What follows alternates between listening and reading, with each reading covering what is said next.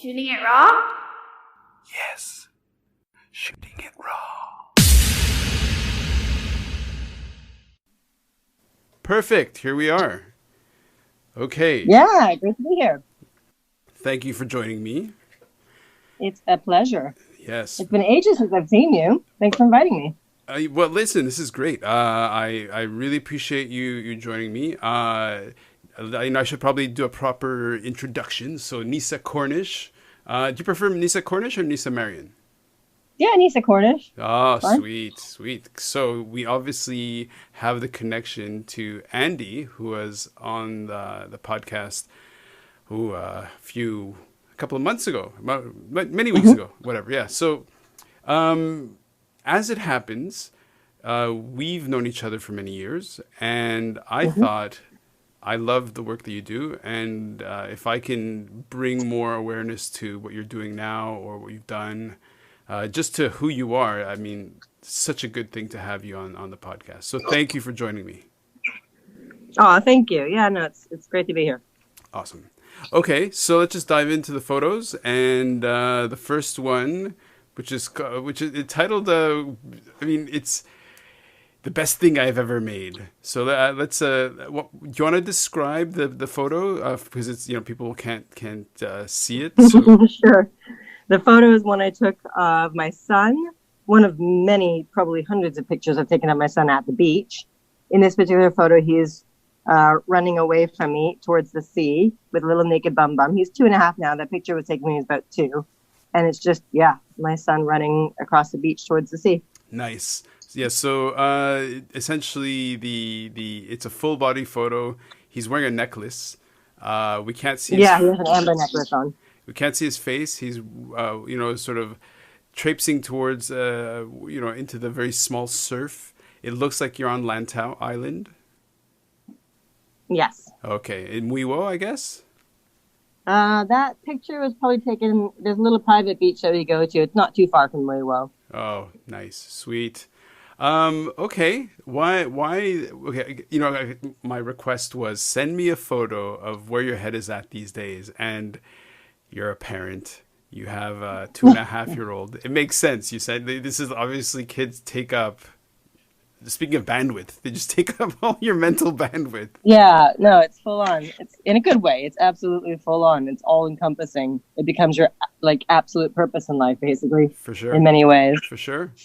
Yeah. So the same, mate. What? So the reason I picked this. Yeah, go ahead. Yeah, the reason I picked this picture is and the reason I titled it that is because I feel like I'm 42 years old. I feel like I've done a lot of interesting things in my life and some achievements and some experiences. And I never really planned to have kids, or wasn't particularly bothered either way. Then I met my husband, Andy, who has been on your podcast, and I married him, and we decided we would try for a kid, or at least stop trying not to have one. And so very quickly, Benjamin, which is my son's name, came along. And it's been because I wasn't one of those people that really all my life has been like, oh my gosh, I really want kids. I was really surprised at how into being a parent I was and still am. I just love being his mother. I love being a mother. I love the whole, sort of sisterhood of motherhood of other mothers and that whole village mentality. I love the, giving my son a hug at night when he has woken up with nightmares. I love all of it. I love changing diapers, everything, when he had diapers back in the day. It just amazed me because I never really was too bothered either way. And now I'm like, oh my God, being a mom is the best thing ever. Took me by surprise. Well, I similar to Deli and myself, we would talk about not wanting to have children. And then when we hit 40, it was like, okay, well, if we're going to get pregnant, this is going to be the year. So let's just see what happens. Now or never, yeah. Yeah. And then it she got knocked up very quickly. So it's like, I guess we're going to become parents now. It's happening. Yeah. Same thing, basically. Within a month of deciding, it was like, well, right. We're doing this now. Same, exactly. Okay, so what is, as parents, what has being in this whole COVID pandemic this is a really weird time to be raising children or young. I mean, it's really, really weird time. So how not is just this? COVID. I mean, especially COVID because it's global, but also living here in Hong Kong, you know, politically, it's like, oh gosh, what are we bringing our child into? What world are we bringing our child into? Yeah. You know, all around the world, actually, and climate change. Like, what have we done?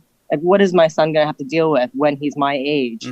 What's the situation going to be? And is that fair to him? And even just having a kid, is that fair to everybody else? Because having a kid is such a environmental, like, they're all the environmental disasters. We're walking, you know, environmental bombs. And so that was a big moral decision. Like, just have a kid, or how many kids to have is sort of it's a matter of responsibility for your planet too. So yeah, it's like, it's a mind, well, I'm not going to use a foul word on your podcast, but messes up your head.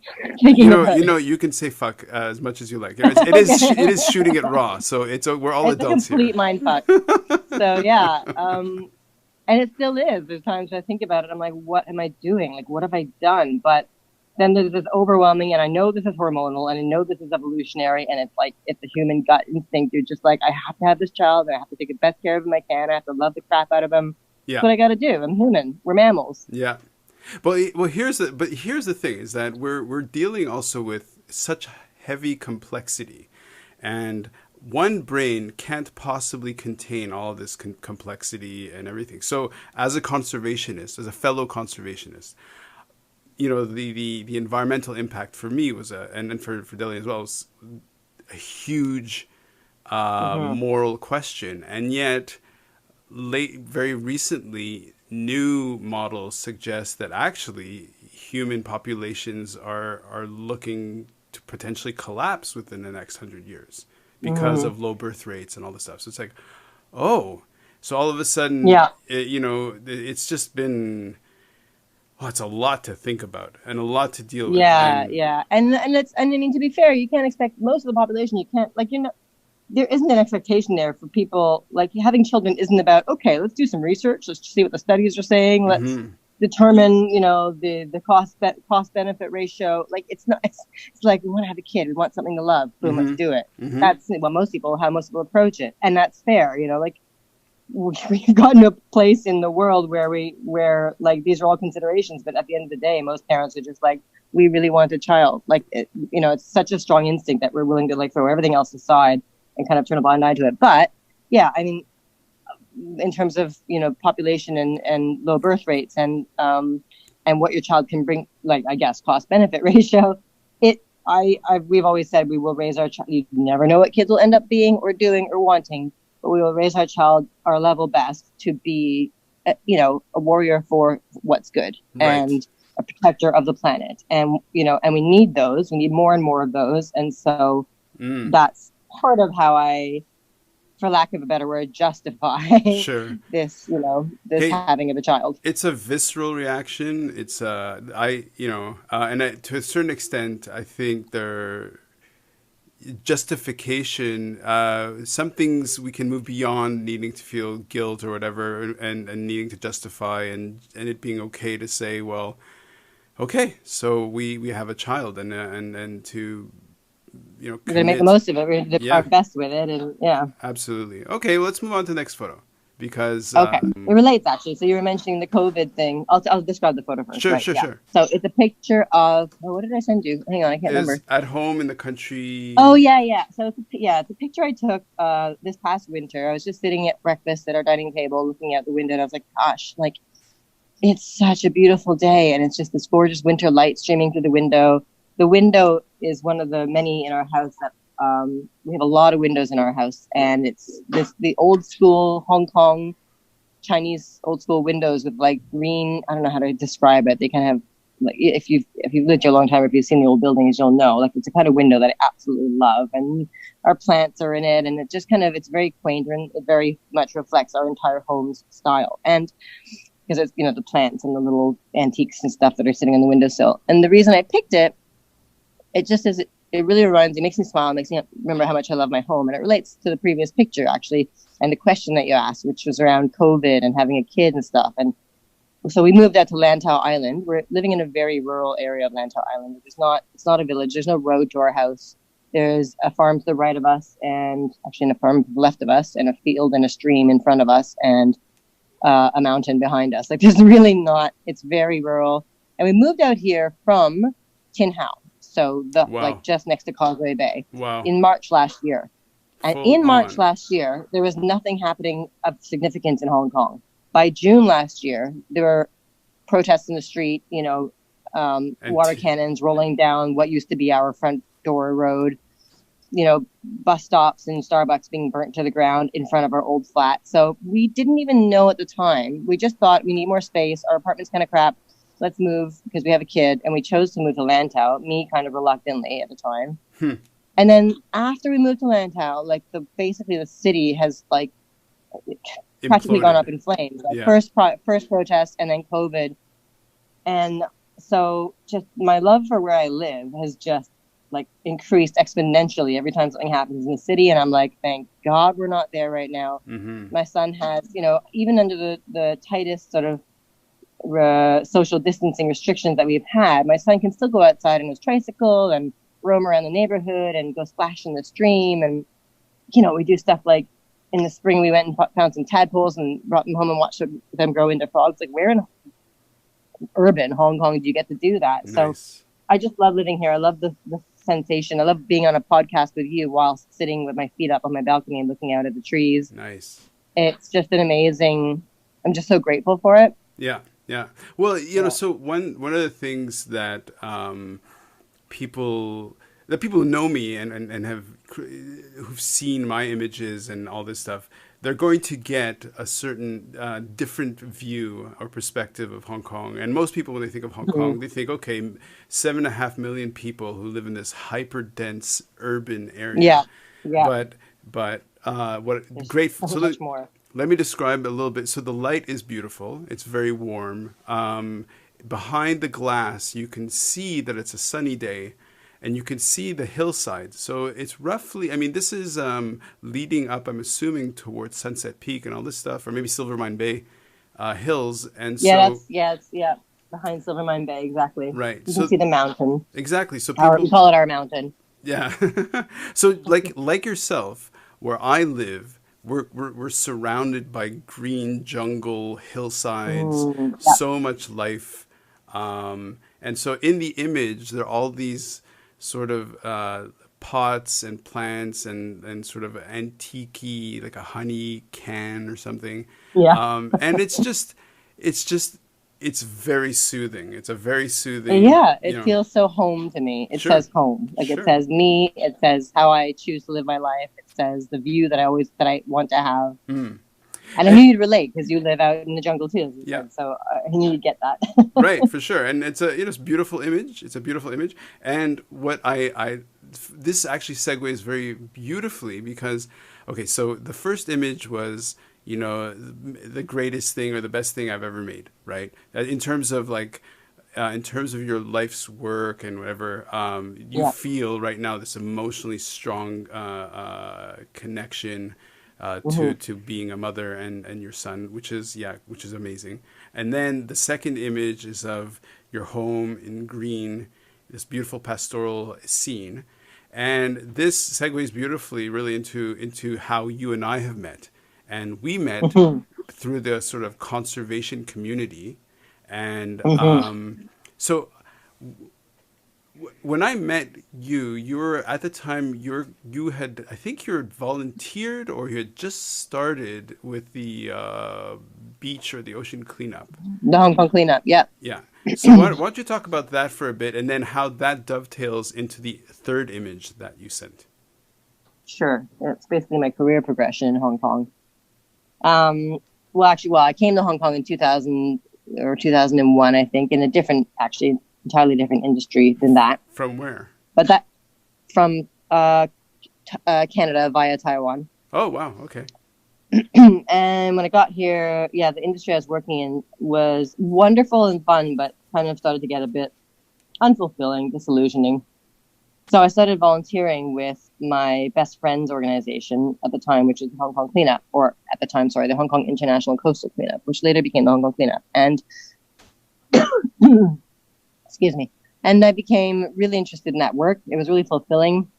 and also really depressing to see how much waste was washing up on our shorelines. And Hong Kong has beautiful beaches, but they get covered in trash every day. I mean, they send out cleaners every single day, every single morning, sometimes 2, 3, 4, 5, 6 times a day to clean the rubbish away so we can't see it on the public beaches. But if you go to a beach that isn't cleaned by the government, you see the real story.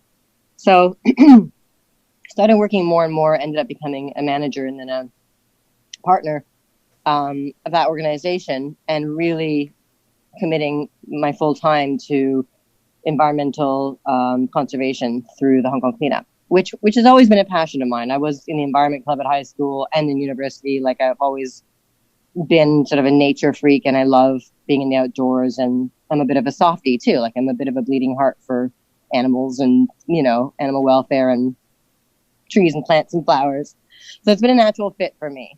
And then from there, my business partner and best friend at the time, Lisa, and myself launched an ambitious small business called Ecozine. So Lisa had this incredible idea, which I think is still was really ahead of its time and still an amazing concept, to provide, so, you know, to combine sustainability messaging with the sort of more, I guess, commercial-minded sensibilities of Hong Kong. So basically to make environmentalism sleek and sexy and appealing to the typical average Hong Kong consumer.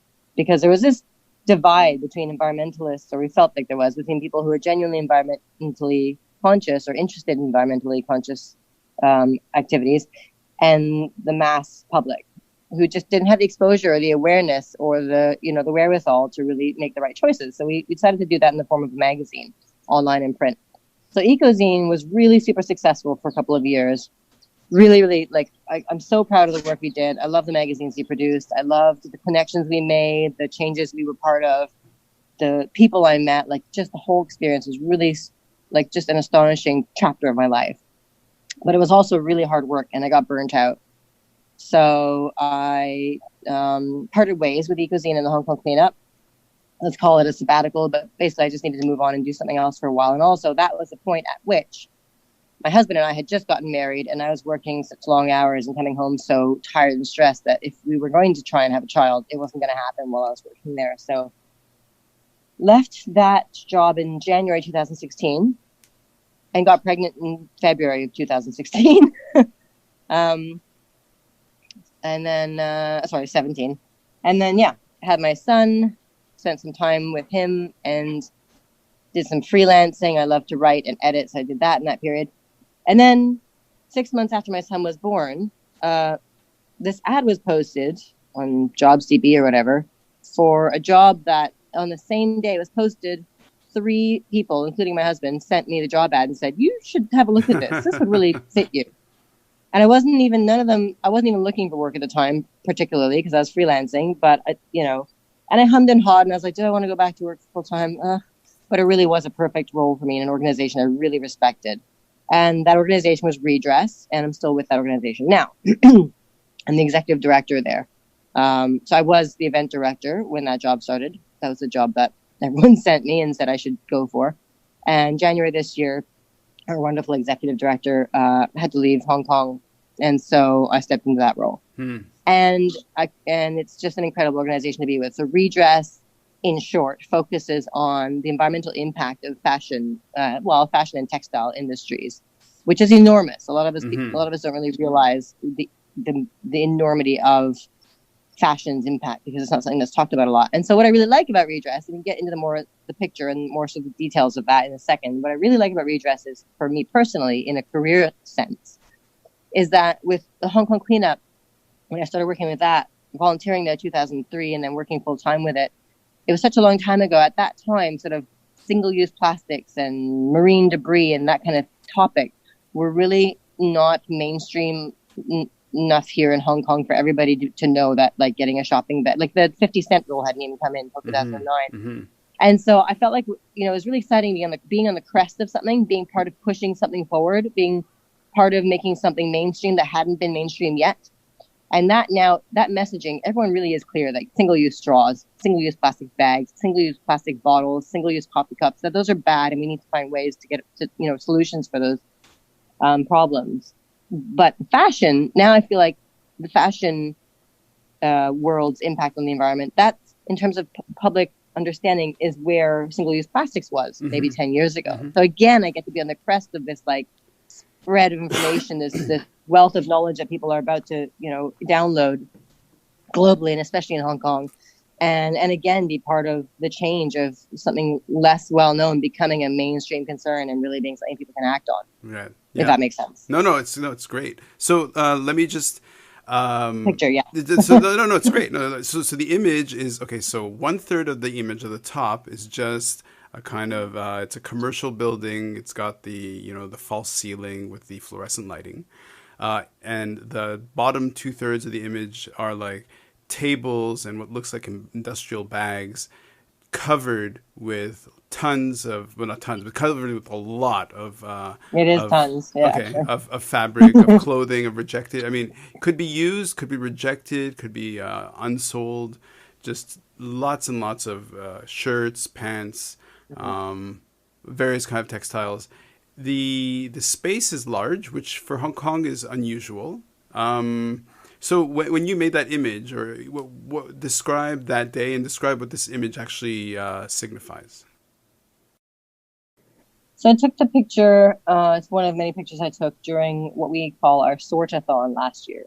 Okay. And the Sortathon is the culmination of an event that we hold annually. It's a fairly young event, so not a lot of people. It's starting to become well known.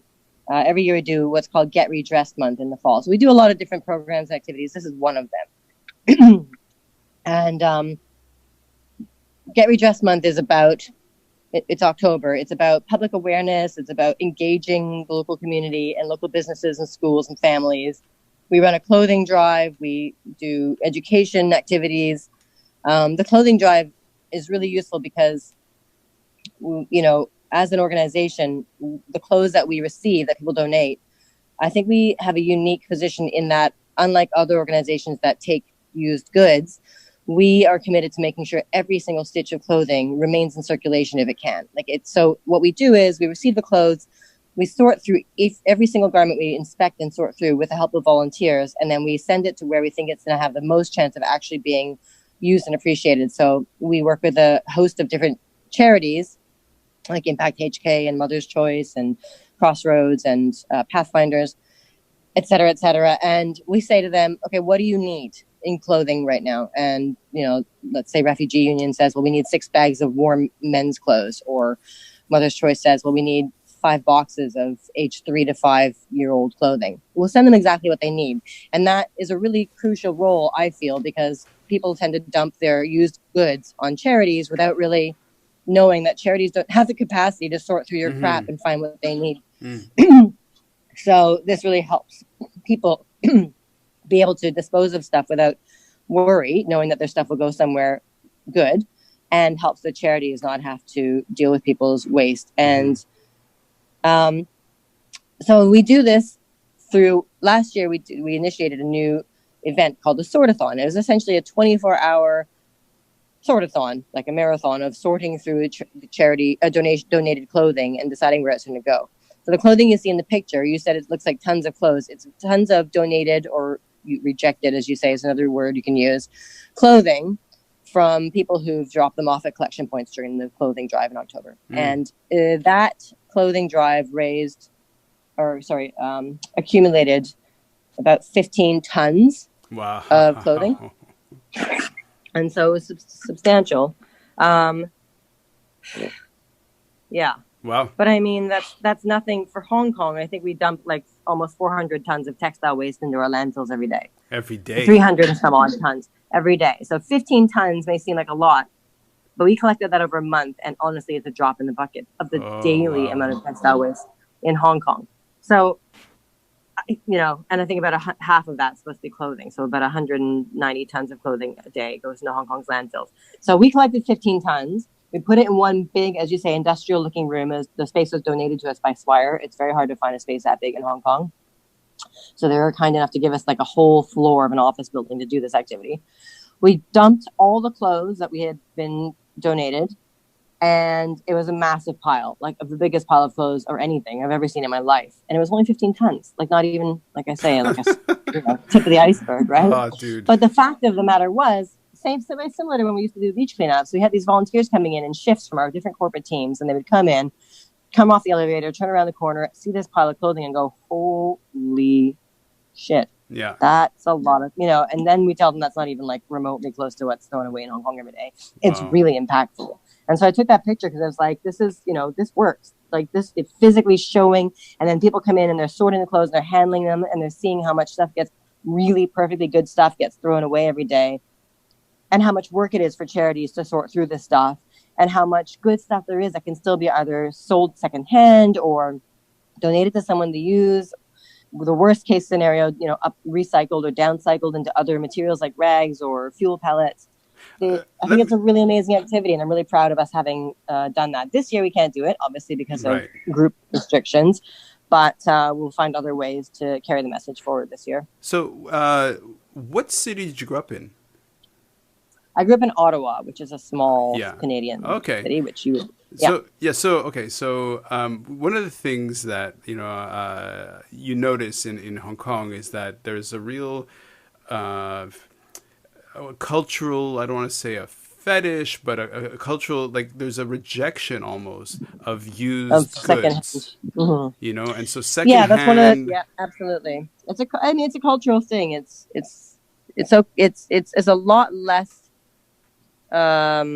ingrained, I think, in the younger generation, and even less apparent than when I first arrived in Hong Kong 20 years ago. We have a lot of very good reception to we hold secondhand pop-up sales.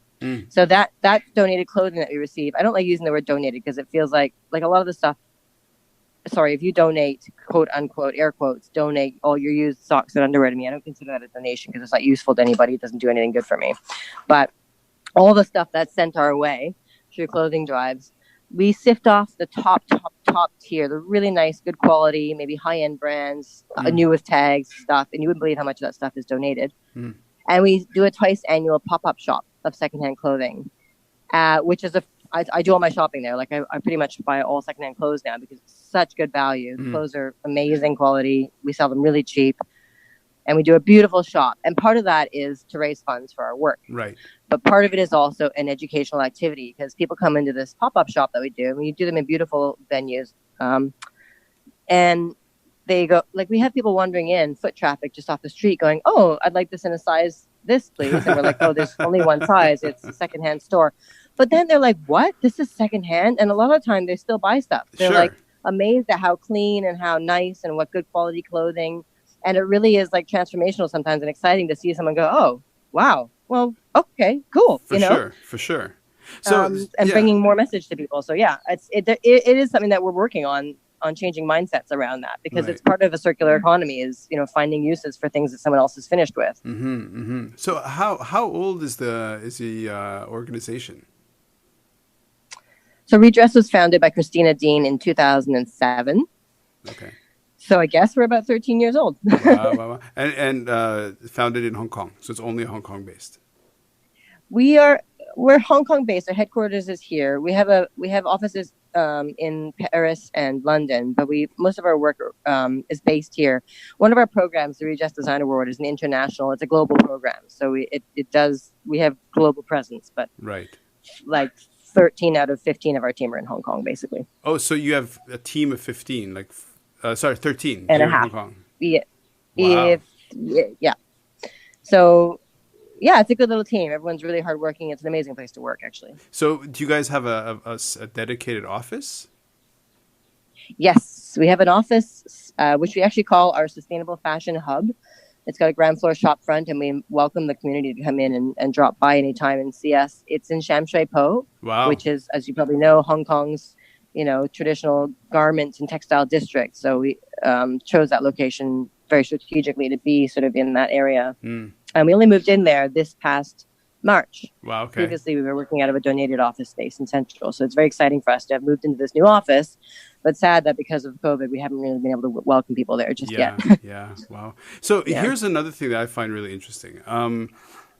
I love when your brain does or one's brain does a sort of a looks again, going, wait a second, that breaks with my preconceived notions, right? So when I met you, one of the things that's very apparent is your tall, beautiful, very. I mean, you've done modeling, I think.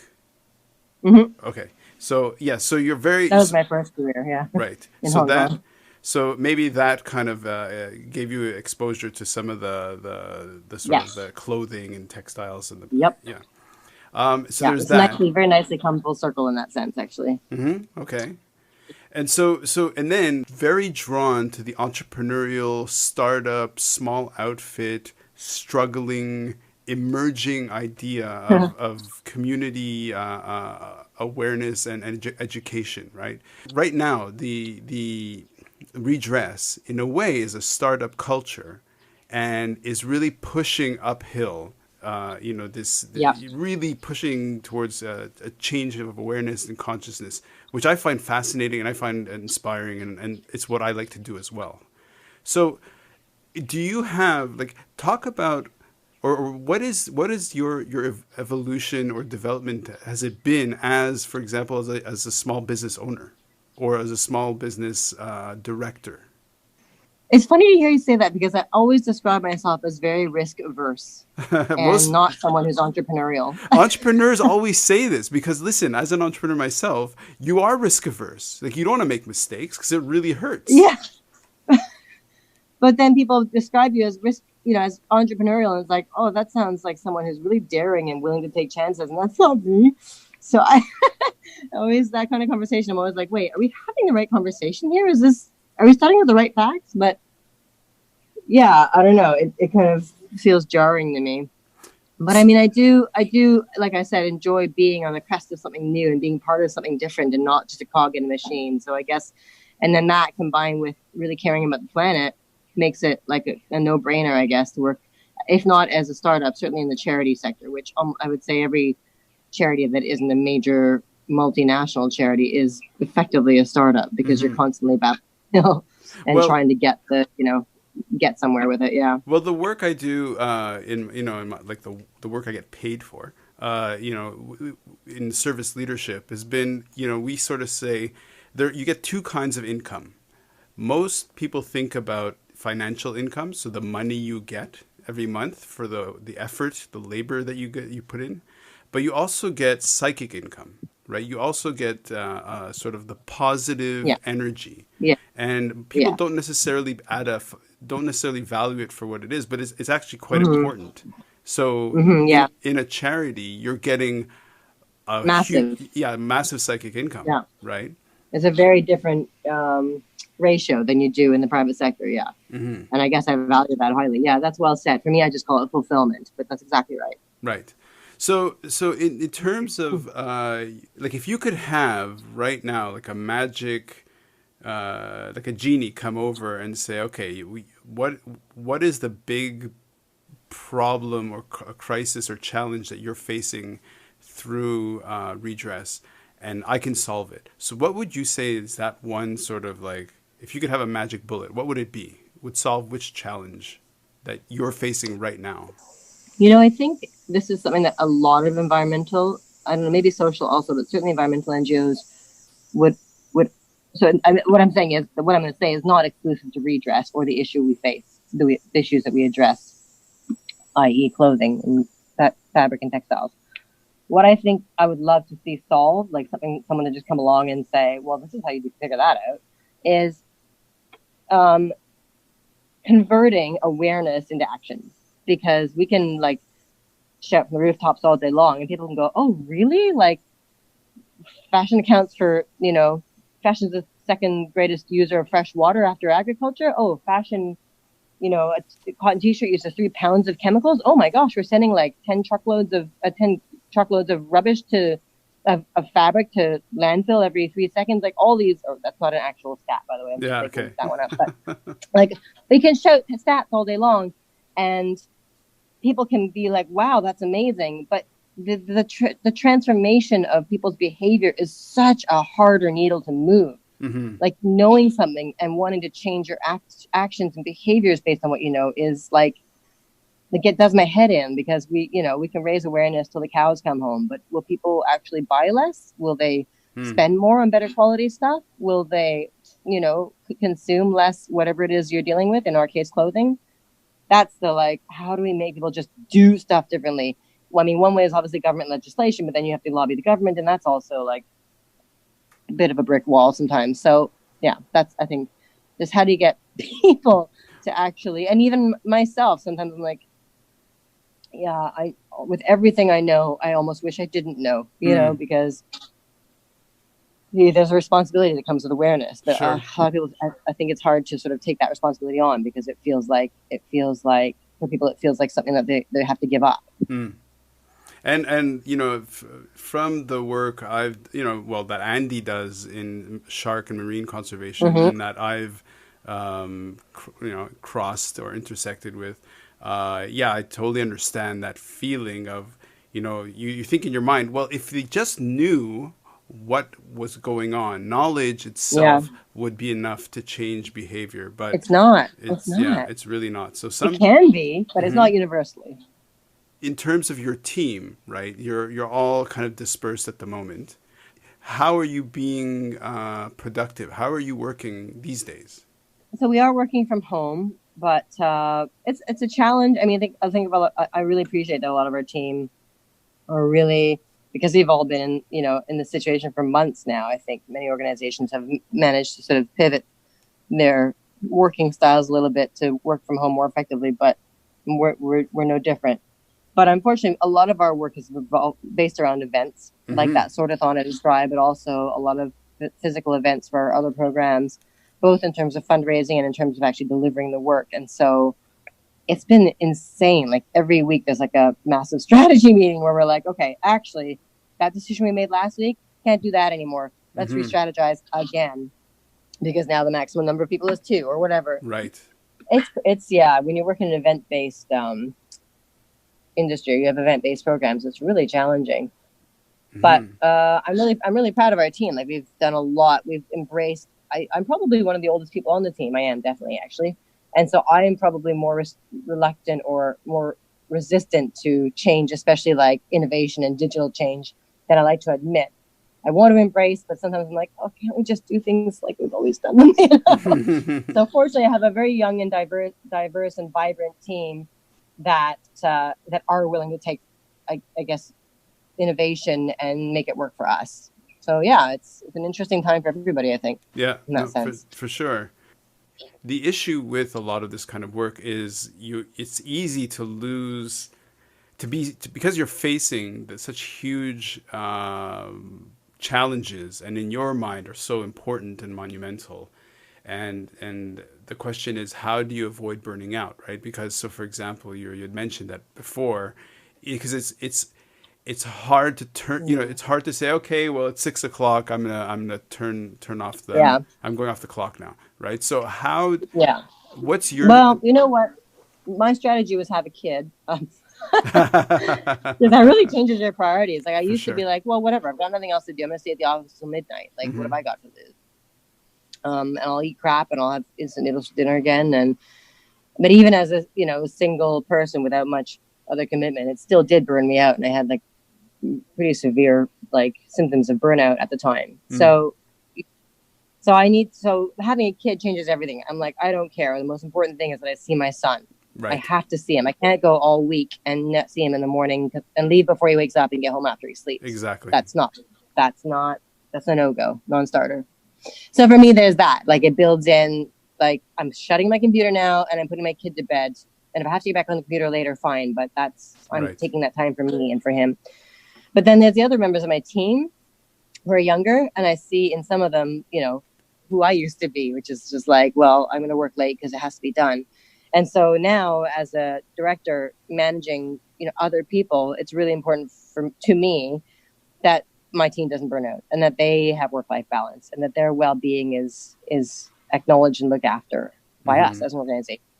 So it's easier to monitor when you're working in an office together, because you can see when people leave. It's harder to monitor when you're working from home, because you have no visibility over people's actual activities. And we all do work really hard. I think in the charity sector, like in the startup and entrepreneurial world, people work hard. It's a sweat equity. For for sure. little. Yeah, for sure. So in terms of your development as a leader, because now we're kind of venturing close to how I've spent the past 15 years really professionally. Because in a way, leadership and management is a response to the conditions that you're put in, right? So all of a sudden you have 15 people to oversee. Okay, well now I'm yeah. So how has your development evolved? Like how or what sources of inspiration have you had to guide you through difficult managerial or leadership? Yeah, good question. To be honest, I think this applies to anybody, working to improve themselves professionally. Google is your best friend.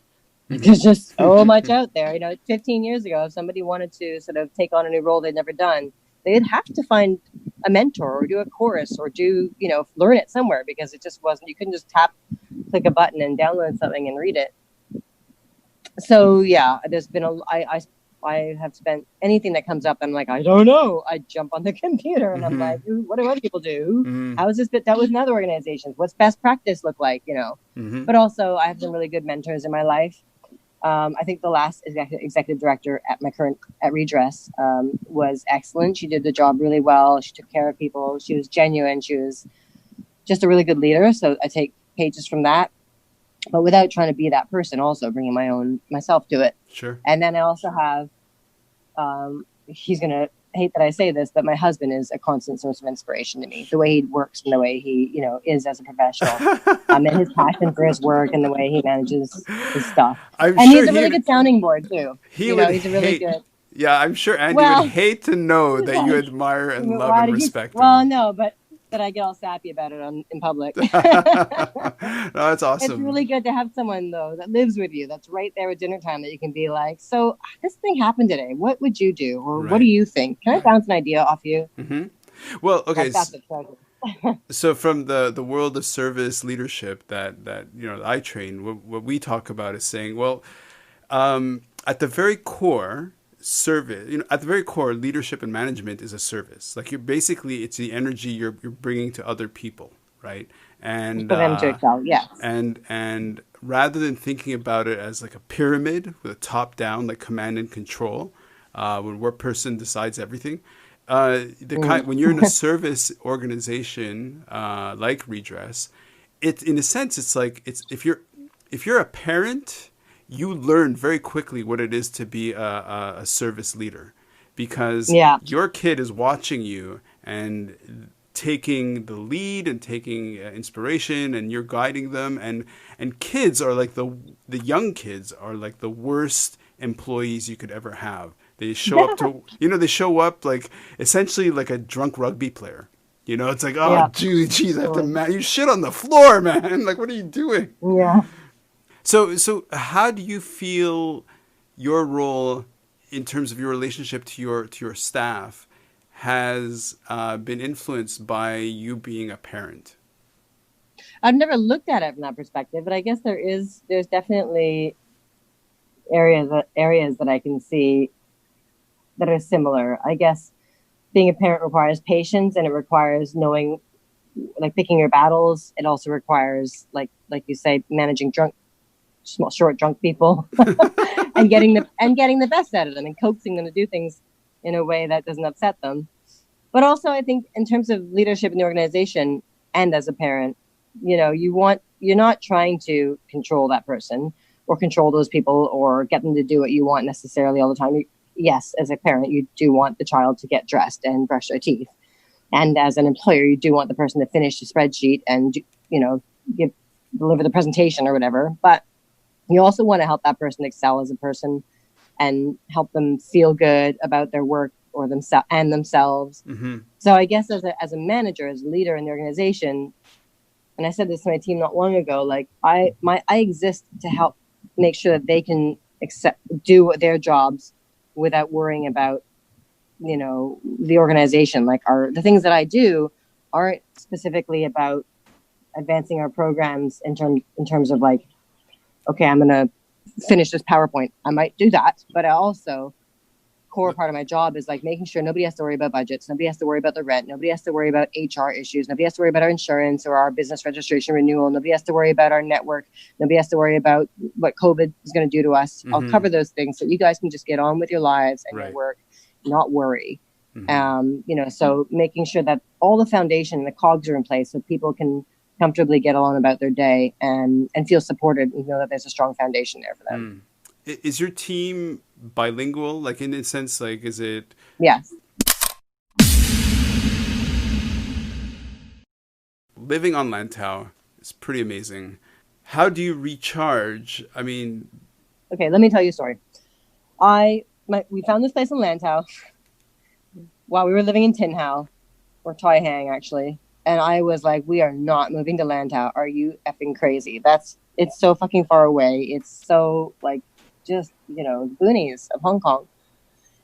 And my husband was like, well, let's just go have a look for comparison's sake. We're going to start looking for a new place anyways. Let's just go see what rents are like, see what it is exactly that you hate about it. So we took the ferry over one day and we looked around. And when we got off the ferry, there's a property agency to the left of the ferry. And we went in there and we're like, well, just show us some places. And he showed us a place by the beach, which we were like, actually, that's really nice. But it was too small for us. So because we had a baby at the time. So he was like, well, I've got this other place to show you. It's a bit further from the pier and it doesn't match the description that you've given me of what you're looking for, but it's a really special place. It's rare on the market. I think you might like it. It's good for a family. So he took us in his car to the end of the road. And then we started walking along this little path between farmers' fields and it was starting to get cloudy and dark. And we looked at each other. We're like, do we really know this guy well enough where is he taking us? Like, I've never followed a stranger this deep into somewhere I've never been, like in the foothills of. So anyway, and we kept casting glances at each other like, this is crazy. Wherever this is leading, we're not fucking moving to whatever the shithole he's. And then we rock up to this place, which is the place we live in now. And we looked at each other again. We're like, oh, well, maybe. Because it's just such a special house and it's such a special, place. Like it's just this bowl of the valley and you're at the back of it with a mountain behind you. And it's just special. It's got great feng shui, I'm sure. So we decided to move in and it was a big jump. And I was like, okay, well, it's going to be a lot of sacrifice. The boat ride, the commute, the bike ride home, because you have to ride a bike. There's no road. Yeah. About 8 minutes, cycle from the pier. I was like, but you know what? For my kid's sake, for him to have all that nature, blah, blah, blah, I'll do it. Fast forward a couple of years to now. And the parts that I thought would be the greatest sacrifice. So I had my office in Central, but now my office is in Sham Shui Po. It's an hour and a half commute each way. Yeah. It's substantial. It's no joke. Pain, for sure. But half of that commute, I love. Like, it's my favorite part of the day. So back to your question about how do you decompress or recharge. I get on that ferry in Central, and the minute I board the ferry, and I like the slow ferry better. I used to think, oh my God, if I ever have to take a slow ferry, I'll die. I'll just slit my wrists. But because at least I have a fast ferry I can take. But now the slow ferry has an outside deck. You can just chill out. It's like you're on a junk trip twice a day. And the sun is setting and the wind's blowing in your hair. That already, you can just feel your stress melting away. I feel it like just disappearing behind me. As the city recedes, I feel my stress receding. And my life, my mindset changing and my thoughts coming around to my family and my home. And absolutely. Like, even if I'm working on the ferry, it's still like, okay, work is already just kind of sifting away behind me. I used to live in Changsha, right? And so Changsha. And and my office is in Wenchai. So it was, again, the hour and a half commute. And like you say, like for me, like no matter how stressful the day was, when you get on the ferry, sometimes you can get a cocktail, why not? So, it's like you have an hour of just sitting on the water and it just totally decompresses. Gorgeous, you. Yeah. It's 45 minutes, not an hour. I think I would die. But 45 minutes is my upper limit. But it's that feeling. And then I get off the ferry and I used to think, oh my God, I thought I'd rather live somewhere that I could at least take a bus or drive a car. But we ended up somewhere I had to ride a bike. And I was like, okay, that's another big sacrifice I'm going to make. I hate riding a bike home every day, but okay. I love it. I love riding a bike every day. It's a little bit of exercise. It's wind in your hair. It's like seeing, sometimes you have to stop because there's too many buffalo on the path and wait for them to move before you can cycle past. It's like so good. magic. So good. Yeah, like for sure. Hey, look, Nissa, this is coming to a close. I mean, basically, Awesome, you know, yeah. and I think it's a nice way to end the conversation because it's exactly that. It's magic. It's like it's beautiful, and in a way, I think for this kind of work and around conservation and trying to make a difference and that kind of stuff, it can be very difficult and very challenging. I have to say, living again, I have to come back to where I live and what I have, the pictures I took, like the impact we're making and the place that I live. Like I look around me right now, I'm looking around at lush green hillsides and I'm like, how could I not want to do everything in my power to protect that? Right. And then I'm going to go in the house in a minute and look at my son and be like, how can I not do everything in my power for his future? It's like, duh, like this is, you know. I love it 100%. Nissa, thank you so much. Thank you. Awesome. Have a great day. Okay, you too. Bye. Bye.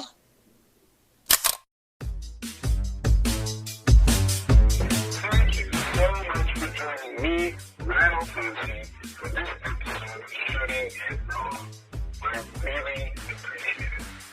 If you want to learn more about the show in general or today's guest in particular, be sure to check out the episode notes at www.shootingraw.com. That's shooting-it-raw.com.